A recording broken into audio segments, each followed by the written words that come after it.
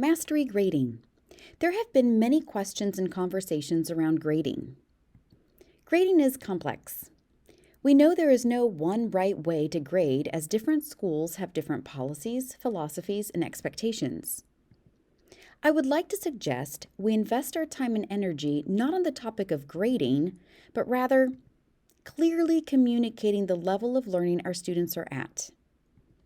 I am finding that one way to do so is through establishing a strong rubric. Just like in the area of finances, if you invest time and energy into this resource, it will return with interest your time and energy. How so, you might ask? A rubric can provide the language to communicate in an intentional, purposeful, and consistent manner with your students, their families, learning support teams, school counselors, and administrators.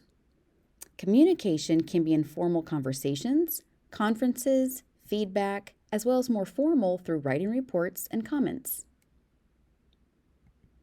You might be wondering, well, how do I go about creating this resource? The following ideas guide my thinking. Just enough. A rubric with just enough information, specific enough where a clear connection to a subject area is visible, but open-ended enough to invite students to co-create specific criteria aligned with learning experiences. The idea of future flexible, where a rubric can adapt to new and emerging resources. Let me show you how you can start creating your own just enough rubric. Our subject areas and their aligned standards can be deconstructed to essential parts or components. In my programming course, these parts can include variables, control structures, functions, etc.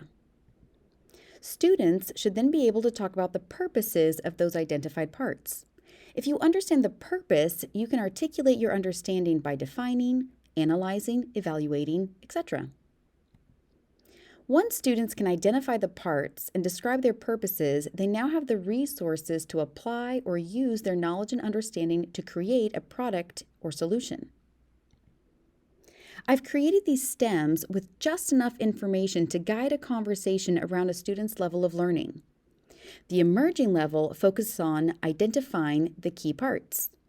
The approaching level focuses on describing the purposes of the identified key parts. The proficient and exemplary levels allow students to apply their understanding of key parts and their purposes in a created product or solution.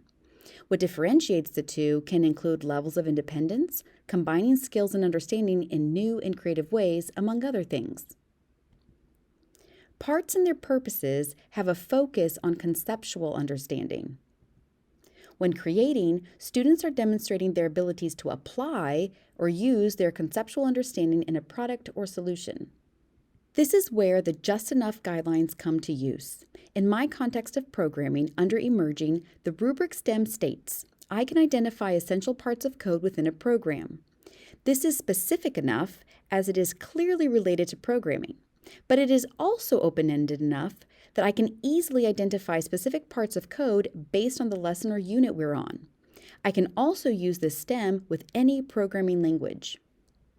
Here's a completed version with the co-created content for my first unit of study, primitive types. In this unit, the essential parts of code are variables and data types. You might notice the use of I can statements. The stems are consistent and can be used across other units of study. What can change are the specific criteria. I highly recommend you co-create these with your students so they can be a part of their own assessment process. You can ask them prior to an assignment where they will demonstrate mastery, what do you think are the essential parts of code we are studying? It can serve as a great review. In this example, instead of specific criteria under each level of understanding, students preferred a series of questions that would push them to provide specific evidence. There are many ways you can use this type of rubric with its just enough stems.